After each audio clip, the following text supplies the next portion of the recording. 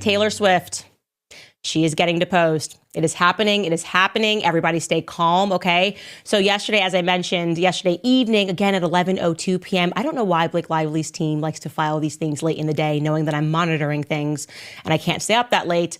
But they filed a protective order. And I at first looked at it and I thought that they had done this by themselves, but actually it looks like it was agreed to by both parties to protect some of the things that may come up in discovery and through all of these subpoenas. Now, my lawyer told me that this is actually pretty standard. My poor lawyer, who I call all the time asking questions about this case, and he tells me that I'm not a party to the case at all, but he's got to give me legal advice anyways. This is a pretty standard thing that happens in commercial cases, and it's really just a measure that's used to protect business interests. So I'm giving you guys a really bad analogy here, but let's say I'm in court and I'm fighting with Chase Bank about something, and all of this is obviously public, and we move together for the judge to seal certain aspects because we don't need those things to become public fodder. So maybe it's like my account statements. Like, why does the public need to know if I'm waking up every day and buying Starbucks coffee? Whatever it is, it's just irrelevant to the public. And so that's what they're doing. They're trying to say, okay, there might be some things that come out that are not relevant to the public, but the language here in this protection order I found to be very interesting. And at first it made me think instantly of Taylor Swift. So we're going to pull this up. I'm calling this like the Taylor Swift clause. In the protection order, it says the person producing any given discovery material may designate it as confidential or attorney's eyes only. Only such portion of such material, the public disclosure of which is either restricted by law or will cause harm to the business, commercial, financial, or personal interests of the producing person and or a third party, including high-profile individuals to whom a duty of confidentiality is owed. I don't know why they are I don't know why we owe these high-profile people confidentiality.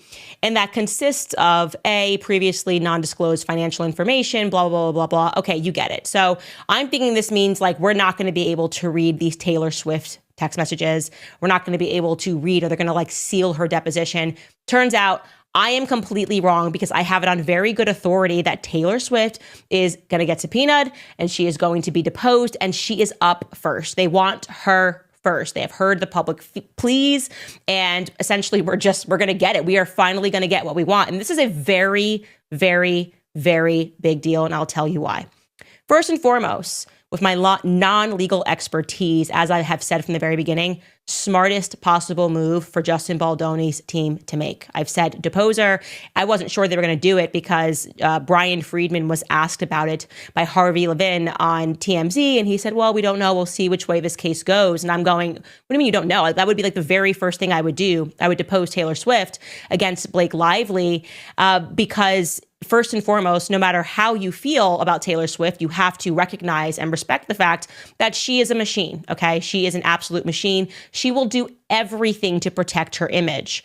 In other words, Blake and Ryan will wind up fighting a real dragon, okay? A real dragon that has an army of teenagers that are behind her.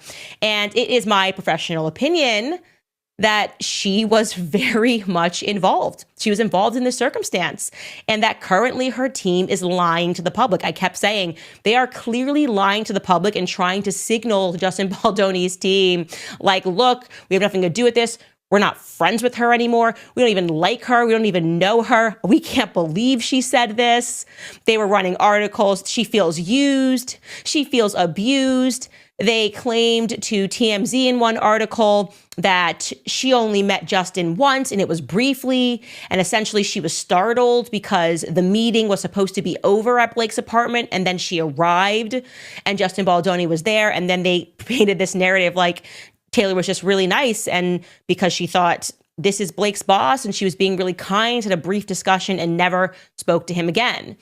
And we just know objectively that is not true, okay? We know objectively that is not true because both Blake Lively and Justin Baldoni, despite this contentious fight, have agreed on the fact that Taylor Swift was involved in this film, okay? They just have agreed on that without knowing that this fight was coming, when everything was all good in the hood and Blake Lively was using her name. So I'm going to jog your memory just so you understand how many points she's involved in, how many times she could be subject to having to answer questions about maybe giving text messages pertaining to, first and foremost, the casting of young Lily Bloom, otherwise known as the actress Isabella Ferrer. Remember, she said this on the red carpet premiere. Did I hear that Taylor may have had some influence in getting Yes, she did. Yeah, I know. I don't even know if I'm meant to be saying it, but I'm saying it. Yeah, she was a helpful part of the process of the audition, which I found out later after I got it, and that rocked my world. Yeah. I have no words. And Justin Baldoni confirmed this in an interview. He said that this happened, but listen to his language, okay? Because it sounds like he's maybe seen Taylor Swift more than at that one time at the apartment in which she was, quote unquote, startled and never spoke to him again, according to the PR teams. Take a listen. She told me Taylor Swift helped her get the role, like signed off on her audition tape. I had brought in, I was casting, and I had actually brought in and showed her casting tape to Blake and Taylor, and they were both like, "Yes, her." And that's a true story. But she just blew me away. She just blew me away in the audition. Okay, so he showed the casting tape. Did all that happen in a couple of minutes? Are we supposed to believe that happened in a couple of minutes at the apartment when she apparently just said, "Hi, bye, nice to meet you, boss"? He then said, "Oh, let me show you the casting tapes for Lily Bloom." More going on there, okay? They're lying to the public. And again, this is because Tree is trying to protect her client. The right thing to do, by the way. That is the job of a PR person, which is try to signal to the public that she wants nothing to do with it so that she doesn't have to get pulled into this. Now, we should also be reminded that Taylor Swift also allegedly got the lead composer on the film, Brian Tyler, fired, and the guy under him, allegedly for personal reasons. We were told by this anonymous Reddit post, which came out way before any of this broke in the public, and no one believed the person at the time. And yet everything this person has said has now fact-checked true. So they were alleging that Taylor Swift came in there and was like, if you want to use my song, My Tears Ricochet, which they did, again, showing that she was very involved in this film, then you can't have these guys as the composers. And we saw that whereas Brian Taylor is friends with Justin Baldoni, and he's worked with him in the past, and that he had written a score for this movie, for whatever reason, his music was not used. So where there's smoke, there is fire. And they have not explicitly denied that, despite the fact that all of the podcasters and TikTokers are speaking about that. There has not been this denial from Taylor Swift's camp. Then there's this, okay? We went over how odd the It Ends With Us credits were. Sexually harassed, and now we're just mocking him everywhere, mocking Justin Baldoni everywhere. But she thanks Taylor Swift, so bingo, obviously she was involved. Now you might say, oh, well, it's because her song was used. Well, we found out from that Reddit post that it was more than that. They had a sit down with Bradley Cooper, which is why he's mentioned in the It Ends With Us credits, because they had this like celebrity screening of Blake Lively's cut, but then the person said it was like her cut was problematic, so they brought in Taylor Swift's videographer or Taylor Swift's music video makers to help with the edit. Well, then I noticed that in the It Ends With Us credits, there is a person named Stefania Dulowski, and I had not scooped this before. So I was looking up everybody on this list like a psycho, and I was like, who's Stefania Dulowski? It turns out that she is an editor, she's a director, and she's a photographer who previously worked with Taylor Swift. Not just Taylor Swift, but also Blake Lively. This is from Stefania Dulowski's website. She has a list of every music video she's worked on, and this is Taylor Swift's song, I Bet You Think About Me. You see it lists Shane Reed and also Blake Lively. This is Blake Lively in her directorial debut. This was back in November of 2021. So she directed Taylor Swift's video, and the person that did the edits was this Stefania, and they clearly brought on Stefania, Taylor Swift's team, to come in and get involved in this movie. Okay, so you don't get to now go, oh, I had nothing. I just one little run-in here with Justin Baldoni. I have nothing else to do with anything, okay? Then you have the fact that Blake Lively herself admitted during an August 2024 panel, they're doing all of these promos. They're on the promotional tour, and they did this stop, I guess, really to appeal to influencers and speak about the movie. And she just flat out spells out the fact that Taylor Swift was involved every step of the way with this film. Take a listen. Was it exciting? Did you have to make some calls? There were a lot of calls made for a lot of songs in this movie. Honestly, like this movie, I think that like when you see it, it feels like a big, beautiful summer movie, but like we didn't have any budget. So there were a lot of favors and a lot of begging and Your knees for Taylor? I mean, honestly, she was with me on this experience the whole time, all throughout it. So like she really lived this with me. Yeah, she was, you know, she's a person who shows up for you, and I'm so grateful to have that love and that support. But yeah, there were other people too that I had to call and beg, and people that said no. But I don't know what that means. So if somebody has a dictionary, I would love to find the definition of that. It's so confusing to me. It's really interesting when you consider really the thrust of this lawsuit, and you can only imagine the things that she's allowed to say. If Justin had ever said that, if he was like, I don't take no for an answer, or can somebody show me what it looks like in a dictionary? I don't listen when I'm told no.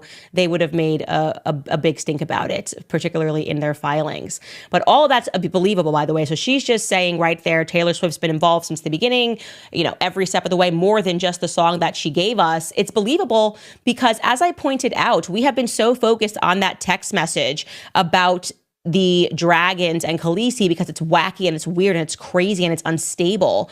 But what's also compelling is that the very first time that Ryan Reynolds and Justin Baldoni speak via text message, when they first are introduced to each other, Ryan Reynolds immediately name drops Taylor Swift. Okay, she's the only person they're blurring out in this lawsuit. So I'm going to remind you of this. This is important.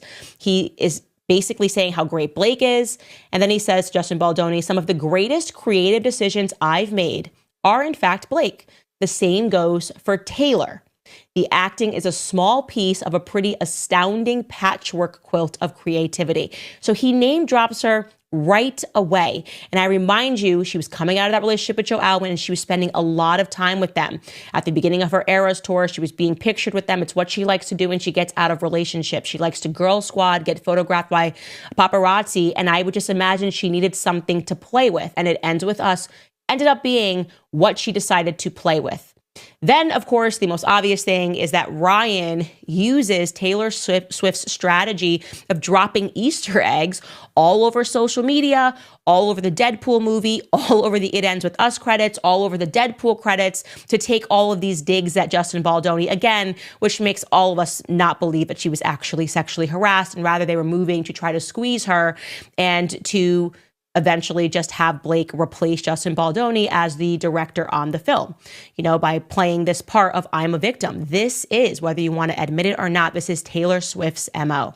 So she is screwed. She's up first on their people to depose, and we are going to be able to read that deposition, you know, because there's nothing proprietary there. We don't need her accounts, and you can't say, well, I don't want to be deposed because I'm Taylor Swift, and there might be something in there that shows that I'm a liar. You can't do that. This is a PR crisis for Taylor Swift. And I'm going to tell you why that interests me, okay?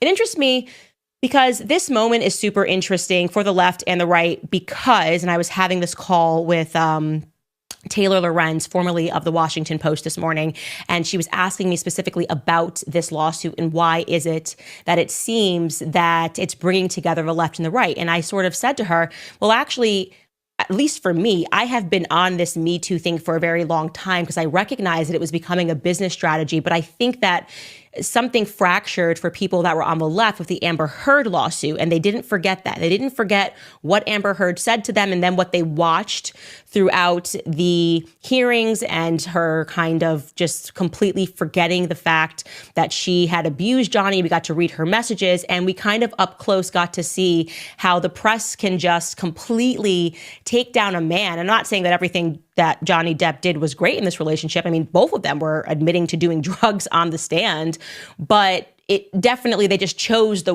woman in this, and so many details were left out. And I think it was a good moment. I think that fracturing was good because it allowed us to all go, let's pause and actually think and consider that maybe we're not being told the truth and that maybe sometimes women do lie. And I have known for years, okay? Trust me when I tell you, I know enough people in Hollywood that Taylor Swift is considered a very shrewd businesswoman. She's gotten away with a lot of things because truly, and don't kill me, Swifties, but it's because of this empire of teenage girls. It's because I have to say, don't kill me, Swifties, when I share some facts with you. And it's funny because I said to you the timing of this book, I wrote an entire chapter on Taylor Swift's brand of feminism. And I was kind of going back to what was that moment when I was no longer on the Taylor Swift train.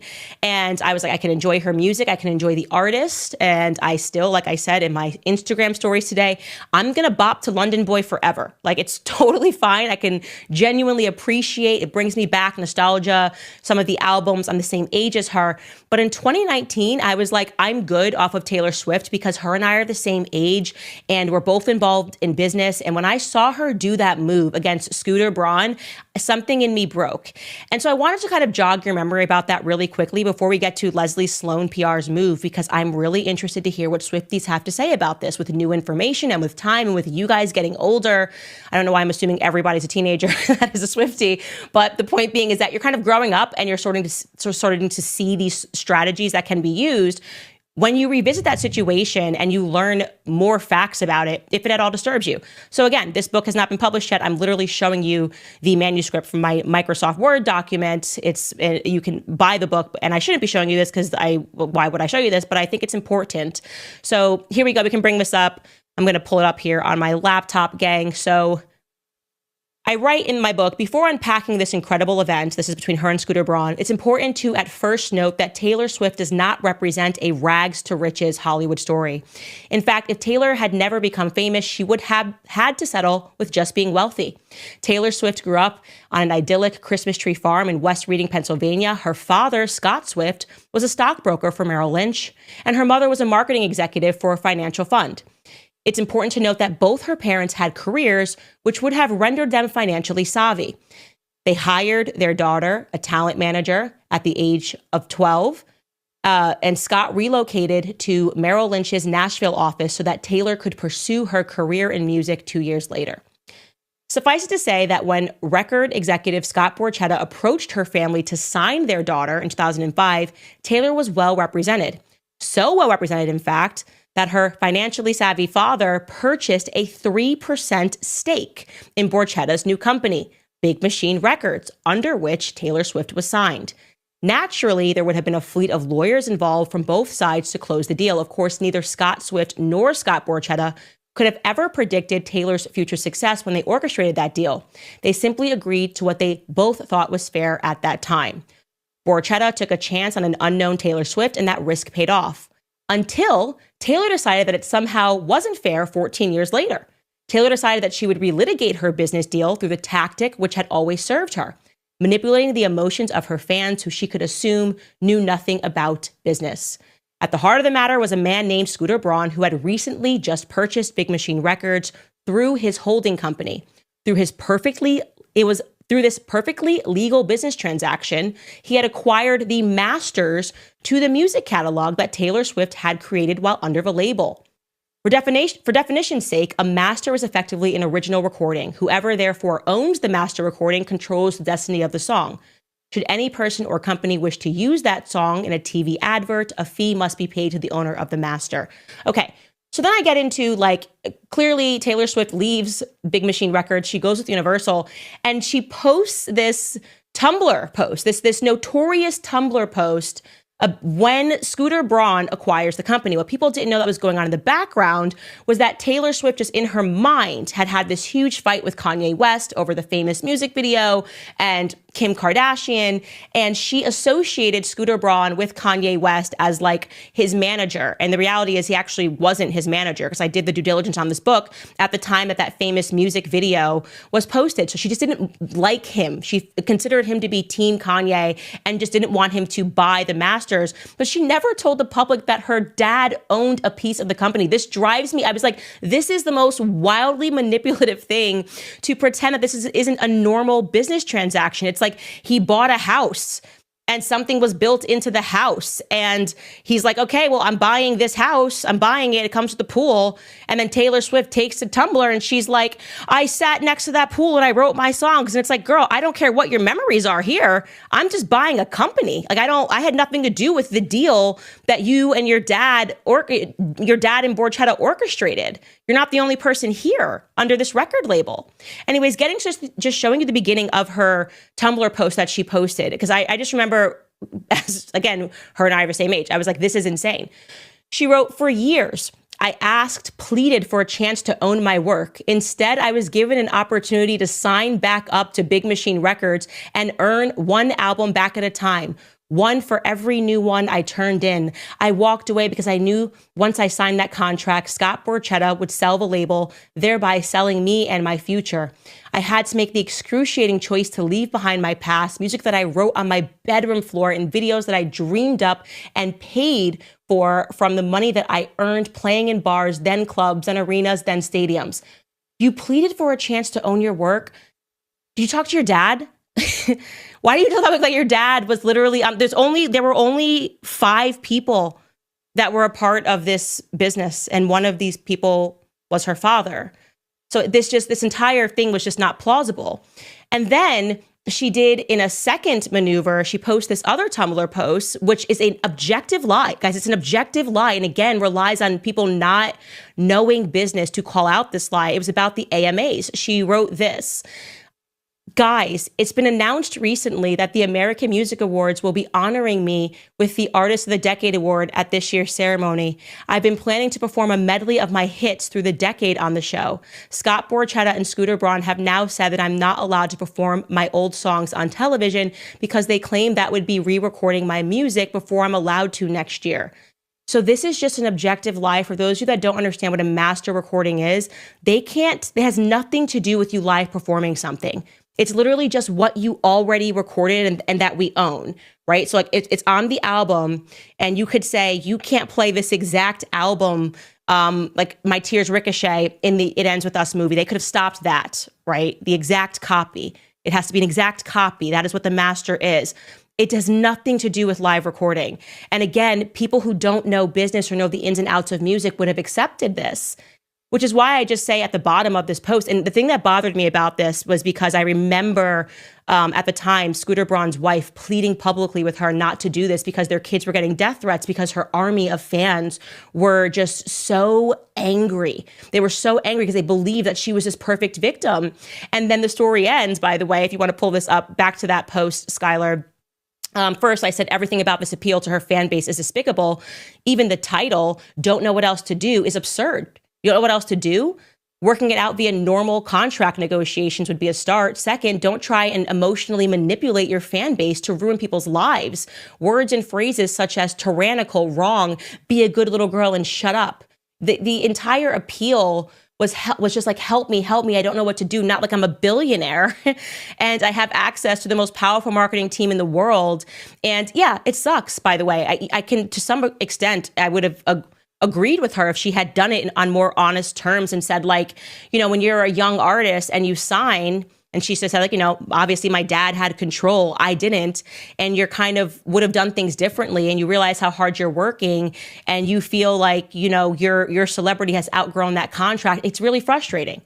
That would have been cool. Like, that would have been the cool adult thing to do rather than to pretend like you were a total victim. And the story ends, and it never got told. Her dad got paid $15 million, like when they got sold. And then a couple of months later, Scooter Braun resold it because it was just a normal business transaction. And it was more about her hatred of Kanye West at that time. And from that moment on in 2009, I just saw her for this, like kind of saw this maneuver of, if you can control the press, if you can control the narrative, then you can take down people and you can get what you want. And the craziest part of the story is actually the fact that Taylor Swift now makes double the money. So then she recorded everything. Her fans were behind her, like, you re-record your stuff and we'll buy that. And she never told her fans, but I still own the percentage of you know, what my dad orchestrated at the beginning. So she's making money both ways. It actually was an incredibly financially savvy, and I will say actually a brilliant Machiavellian scheme to magnify her money, magnify her ownership while keeping her young fan base kind of emotionally swayed. And I felt that it was so wrong. And so when I look at this situation with what's happening with Blake, and she's doing kind of that same maneuver of saying like, I've been used, I really just don't buy it. And I'm tired of it. I'm like exhausted with that narrative that she's used every single time. And she's going to be 36 this year. Okay. You're smart. You are capable. You have done things in your life that are wrong. Okay. Relationship wise, business relationship wise. And you can't keep doing this because you've done a good job of kind of curating your brand as a helpless little girl. It's just wrong. Okay. And so what I can expect, and this is what I'm guessing this here, is that they are now done with Blake Lively. I think that that's real. I don't think that this is fake anymore. And this might be the reason that Blake Lively and Ryan Reynolds fold, because what matters to them in their narcissistic world is the friendship with Taylor Swift. That's the only thing that can actually impact them. They like that access to power. They like being able to tell people like Taylor Swift is our friend, she's our dragon. And if they think that that's going to be removed from their lives, then they might go, okay, I don't want to do this lawsuit. Let's issue a statement and let's settle this thing. That is my, again, that is totally my own prognostication. Who knows? But my guess is going to be, because I've seen her move, she's shutting down this friendship ASAP because she doesn't want people to have access to those messages. And I don't think it's going to be a nice girl. I don't think you're going to get a sweet girl who would have never done this to Justin Baldoni. I think the public is going to be very, very surprised when they meet the very media savvy, very capable, very business savvy Taylor Swift. That's my point. Now that's Tree, by the way, with the red hair. And listen, I respect them both. They've killed it. They've killed her brand. They've killed stories. They've persuaded the masses. And like I said, no matter what happens, I'm still bopping London Boy. It's a great song. And there's some more songs too that my daughter likes off of the Lover album. I'll probably be at her concert. I'll just be like, listen, I don't believe anything you're saying, but like Lover's a good album. You know what I'm saying? In other news, by the way, Leslie Sloan PR, and I forgot to bring up the chart for you, but just to remind you, Leslie Sloan PR is the PR firm that reps Blake and Ryan Reynolds, and they have repped them for years, like close to a decade, okay? And their attorney, who is Sigrid McCauley, the one that represented Epstein's victims, the one that made a fool of herself in the hearing by just trying to use a girl power strategy. They should not be in this because they run an all-girl firm. What? Well, she's now filed a motion for them to be dismissed from Justin Baldoni's lawsuit. Plus, they want all of their attorney fees covered in what's known as an anti-SLAPP motion.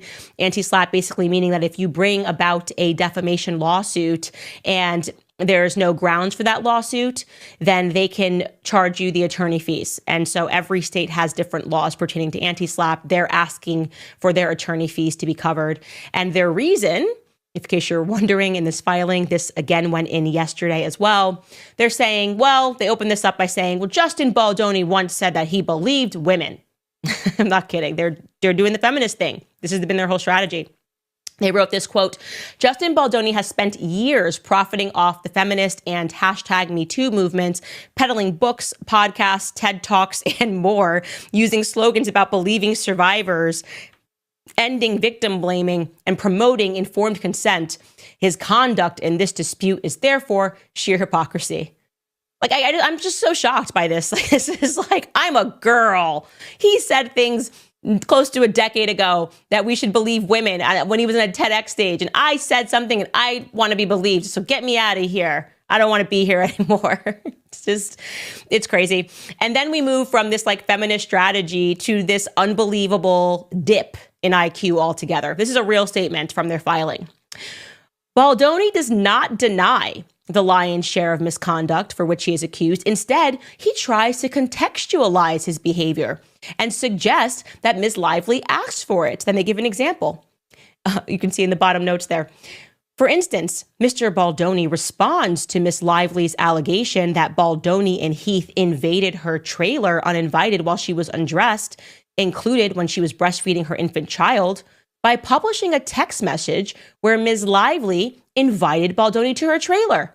Yeah, that's kind of some important context. What are you accusing him of? Providing the context that lets us know that she's lying? They're like, how dare he interrupt her narrative where she says that he barged into the trailer by then including a text message which proves that he was actually invited into the trailer. Like, what lawyer put this in here? That is truly just unwise. It's the nicest way I can say it. Like, whoever put this together is not a very intelligent lawyer. If that is your defense, how dare he contextualize our out of context statements? Yeah, that's kind of important to contextualize everything that you guys have said. And when they did that, it made the public understand that your clients are playing a very nasty game. Then they go on and they accuse him of, like, predatory behavior. He and his team used every weapon in their arsenal, blame, to embarrass, and to silence. And then they go back to that initial CRD complaint of trying to put things out of context. They say their crisis PR manager who promised to, quote unquote, bury Miss Lively and, quote unquote, destroy her life. They have since debunked that so many times. This was the New York Times hook. We're going to bury her. We're going to destroy her. And then when you actually see the full context as presented by Brian Friedman, you realize this is a nasty game of PR, and they plucked and choose what they wanted to create their own narrative. Now, they also go on to say that they want to be dropped from this lawsuit because there's no evidence of extortion. They say that there is no evidence of defamation. And I'm going to tell you guys right away that I do not think that the judge is going to allow them to be dismissed, because it's just a really weak filing, first and foremost, that does nothing to make, if I'm the judge, make me think that they weren't involved in this. There's also going to be some limited discovery involved in that circumstance. And given the fact that Leslie Sloan PR, as I said, has represented Ryan and Blake for almost a decade, it's just not likely that it was not them that was shopping around those articles that we saw during the premiere time, when all these articles were premiering that were coming out about Justin Baldoni, saying the cast didn't like him and saying that Blake thought he was a creep. Remember this TMZ article? And they have a strong contact, Leslie Sloan PR at TMZ. Blake Lively, Justin Baldoni, she felt kissing scene lingered too long. Feels he fat shamed her. So we were getting an early preview of the CRD complaint in TMZ. Who would have dropped that in TMZ if not her own PR firm? Like, that's just, obviously, that's coming from them. It was also People magazine that says, it ends with us, Justin Baldoni's clash goes past Blake Lively. The cast will have nothing to do with him. Who had access to the cast that would have dropped that in People magazine? They then go on, and I want to just blatantly call out the absolute BS on the claim that Leslie Sloan is saying that she did not get involved with her clients until August 8th. Okay, that's from the filing. She did not get involved until August 8th. Look at that. Completely crazy. Miss Sloan did not speak to the press about Baldoni until August 8th, when she responded to a press inquiry about a story that Baldoni's team had planted days, if not weeks earlier.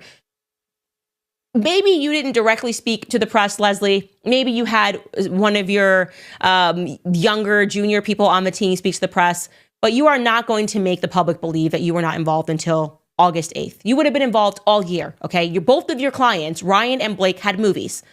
Again, relying on the public to not understand how PR works. We are obviously not going to accept that you didn't get involved until August 8th, but Deadpool had premiered the month earlier. It Ends With Us had premiered, August 3rd, or maybe on August 8th, and in the midst of an absolute firestorm. We're supposed to think like you just weren't speaking to them or dealing with the press at all, or your firm was not dealing with the press at all. LOL. It's also highly unlikely that they were not involved when Jennifer Abel's phone got taken away. Remember that Jennifer Abel was the one who left Stephanie Jones PR and then joined kind of the new PR and took Justin Baldoni with her. She got her phone taken away from Stephanie Jones. That was kind of the basis of a New York Times story, text messages that they forced her to hand over her phone, and then they found, and emails that were out of context. There's no chance that Ryan and Reynolds and Leslie Sloan did not speak before that. Now, I want to show you this before we move on from this, because I think this is insane. I think, and again, this is fully opinion, that Ryan Reynolds engaged, this psychopath, in trying to, once they had made the decision to go to the New York Times, which they had been threatening to do behind the scenes apparently, that he tried to essentially create an alibi for himself and for Leslie Sloan PR, because there's a very weird text message exchange that she drops. Allegedly, this text message that took place between her and Ryan Reynolds took place on August 13th. August 13th, okay? Let's pull it up. This is from the filing yesterday. Leslie says, "Hi, it's Les. Just checking in to tell you that I'm thinking about you, B, and the family. Hugs to all, XX." Ryan then says, "Thank you. This is the craziest thing I've ever witnessed in my life, but it will be resolved." Okay, let me tell you right away what is wrong with that message on August 13th. Why is she saying, "Hi, it's Les"? Who starts a text message with like that with anyone? She's already admitted in her filing, she's saying she got involved. She didn't speak to the press directly until August 9th. I don't even believe that. But you're telling me that this is after Kirsten Flaw's video had dropped. Everything's going insane. He's had Deadpool. You're starting a message with, "Hi, it's Les." You don't have his number? You don't have Ryan Reynolds. He's been your client for a decade. You don't have his number? The only excuse for this would be you had a new number. You got a new number. In which case you would have started with, "Hey, it's Les' new number."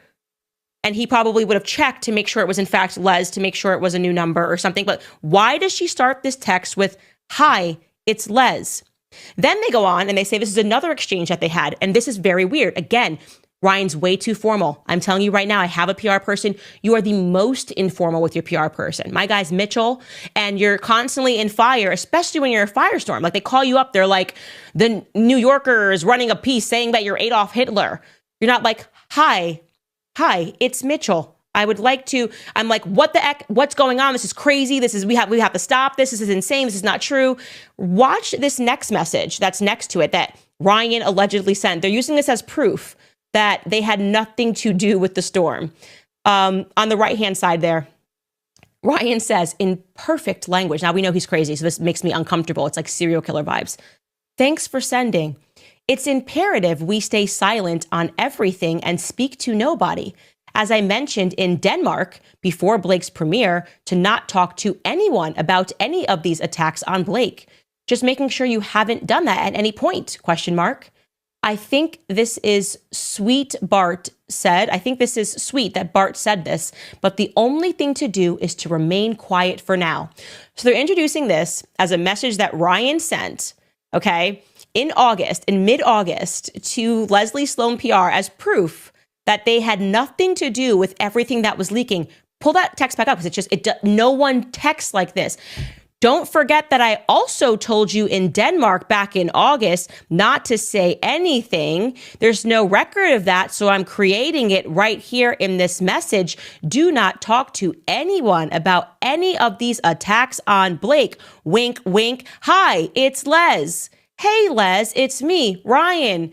Don't do the thing that we're definitely doing, but we need to now create a trail that says that we didn't do it." Are you feeling the same? You're definitely feeling the same, right? This is like, it's giving alibi. It is giving, we're making a decision to go crazy. He's trying to buy his company. And it's even crazier when you consider that he's saying, don't say anything after he's created the movie Deadpool, and he has said everything. Ryan has said everything that he could possibly say in the public sphere. Like, he is Petty Betty, okay? Petty Betty everywhere, all over the internet. I'm Deadpool in the credits. Now he's, "Hello, this is Ryan. Let's not do anything and be really mature. Remember when I also said let's not do anything at the premiere in Denmark?" Guys, smells like an alibi, and it was dumb. If you wanted to do an alibi, Leslie, don't start with "Hi, it's Les." Don't start with "Hi, it's Les." You got to. I can help you. I keep saying this, guys. If you give me a budget, I can help you. Call me, Ryan. Call me. Okay? Don't put me in the new Deadpool movie that's coming out and make petty little jokes. I can help you. You guys aren't being very smart right now. I know you're the magician, you're the narcissist that believes in his own magic, and you thought you definitely orchestrated this weird alibi thing that you're doing, but it was a bad idea. I know you can't see yourself because you think you're untouchable, but you've been touched, my friend. You've been touched.